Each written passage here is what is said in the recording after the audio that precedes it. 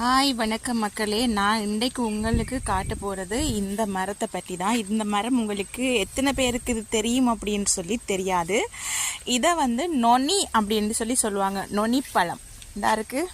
இதுதான் அதனுடைய காய்.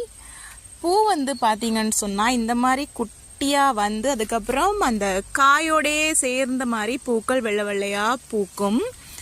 நொனி, இதனுடைய பேர் நொனி.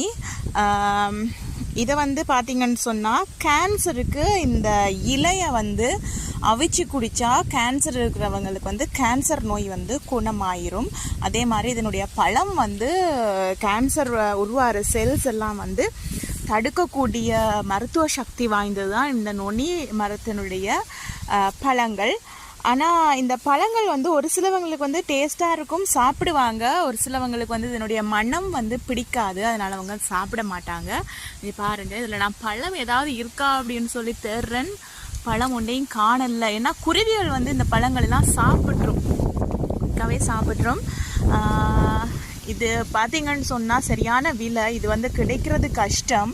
அது மட்டும் இல்லை, இதனுடைய காயை பார்த்தீங்க அப்படின்னு சொன்னால் இந்த ஒரு சில விலையில் செய்வினை செஞ்சுருப்பாங்க இல்லையா, அந்த செய்வினைகளுக்கெல்லாம் இதனுடைய காயை எடுத்து இந்த களிப்பு செய்கிறதுக்காகவும் பயன்படுத்துவாங்க. அதை தவிர்த்து இதில் நிறைய மருத்துவ குணங்கள் இருக்குது இந்த நொனி மரத்தில். ஸோ இது எங்கேயாவது உங்களுக்கு கிடைச்சிது அப்படின்னு சொன்னால் மிஸ் பண்ணிடாதீங்க. கேன்சர் நோயை தடுக்கக்கூடிய சக்தி இந்த நொனியோட இலையிலையும் இருக்குது, அதே நேரம் இந்த பழத்துலையும் இருக்குது. கிடைக்கிறவங்க பயன்பெறுங்க. நன்றி மக்களே.